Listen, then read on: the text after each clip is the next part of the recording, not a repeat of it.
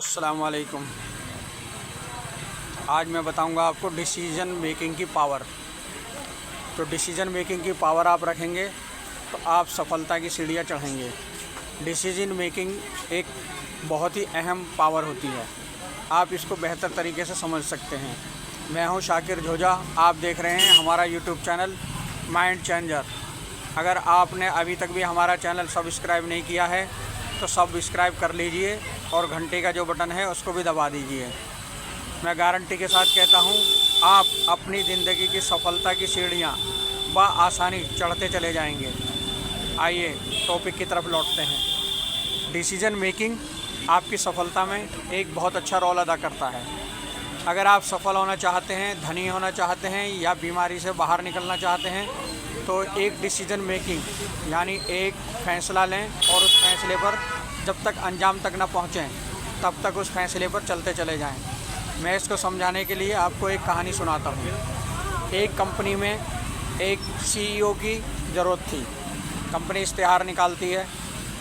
इश्तिहार निकलने के बाद इंटरव्यू देने के लिए बहुत से लोग चले आते हैं, बहुत से लोगों को इंटरव्यू देते हैं, लेकिन जो इंटरव्यू लेने वाला था उसको कोई समझ नहीं आता।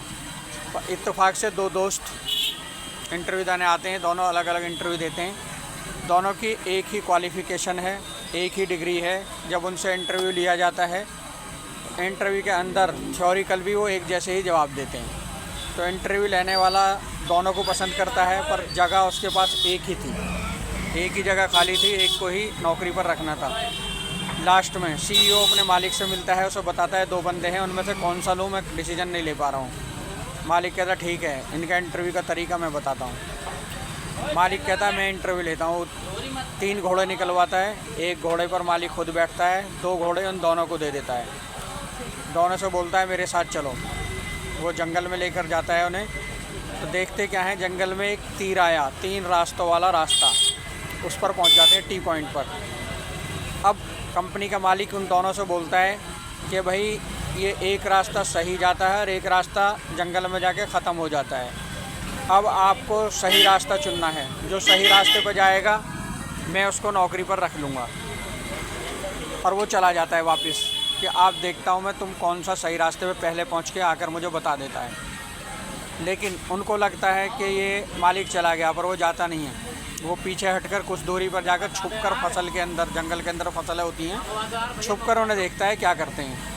तो उनमें जो एक अपने आप को बहुत इंटेलिजेंट समझता था, वो देखता है कि मैं क्यों ना पहले इसको जाने दूं और फिर मैं सही रास्ते पर जाऊंगा।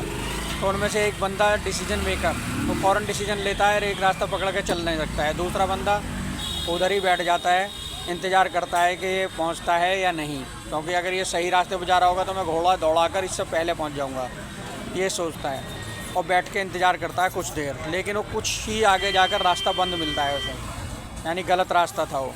उस रास्ते से वापस आता है, बहुत हंसता है, बहुत खुश होता है कि देखा तो गलत रास्ते पे गया, नौकरी मेरी पक्की। और वो सही रास्ते पे चलने लगता है, दूसरा बंदा जो बैठकर इंतज़ार कर रहा था। तभी मालिक बाहर निकल कर आता है, जो कि छुपा हुआ था। वो आकर उनसे कहता है हाँ भाई, कौन सही रास्ते पे गया? तो जो बैठकर इंतज़ार कर रहा था वो बोला मैंने सही रास्ता चुना है, इधर जा रहा हूँ मैं।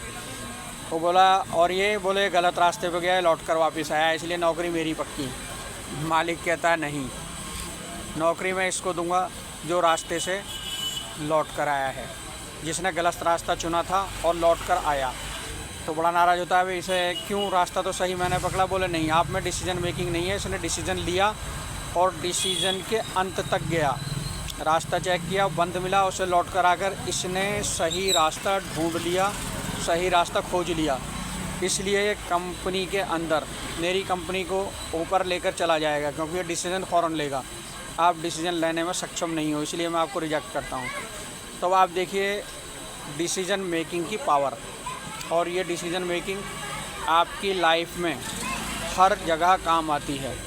अगर आपको किसी से रिश्ता जोड़ कर रखना है तब भी आपको डिसीजन लेना होगा कि इससे मुझे रिश्ता जोड़ना है, भले ही ये गाली देता हो, कुछ भी मेरे साथ करे, लेकिन मुझे इससे रिश्ता तोड़ना नहीं है, क्योंकि आपने एक एम चुना है जिसके ज़रिए आप उसको सीढ़ी बनाकर उस एम तक, उस गोल तक जाना चाहते हो। तो आपको यूज़ करना है उस रिश्ते का, ना कि उसको तोड़ देना है। नहीं, आपने जो गोल चुना है उसको पहुंचने के लिए आपको हर उससे जिसकी बातें बुरी लगती हैं आपको रिश्ता जोड़कर ही रखना पड़ेगा। यही असल डिसीजन मेकिंग है। चलिए थोड़ी सी बात आपको और बताता हूँ। अगर आप ज़िंदगी में सफल होना चाहते हैं तो एक रूल बना लीजिए। सोने के टाइम जब आप सोने जाएं तो शाम में 10 बजे से पहले बेड को पकड़ लें और सो जाएं, और सुबह 5 बजे से पहले सोकर उठें। ये आपकी लाइफ के लिए बहुत ही फ़ायदेमंद साबित होगा, जिससे आप अच्छी तरीके से सोच पाएंगे और सही कार्य कर पाएंगे। और अगर आप सही डिसीज़न नहीं ले पाते हैं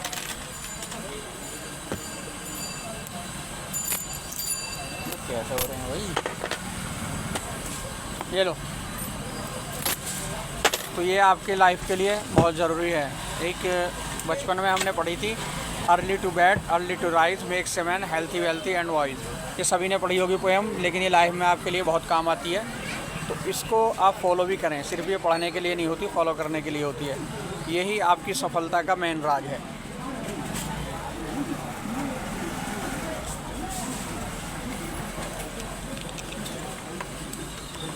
जब भी ये पानी पिएं, जो आप बनना चाहते हैं पहले वो मंत्र, वो सूत्र ज़रूर पढ़ें। आई वाना बी सक्सेस, मैं सक्सेस हूँ। आई हैव ए सक्सेस, ये भी बोल सकते हैं कि मैं कामयाब हूँ, मैं धनी हूँ, मैं अमीर हूँ। ये इसमें फूकें, उसके बाद ही पिएं। ठीक है दोस्तों, नेक्स्ट टाइम आपको बहुत ही काम की बातें बताएंगे। ठीक है, नेक्स्ट।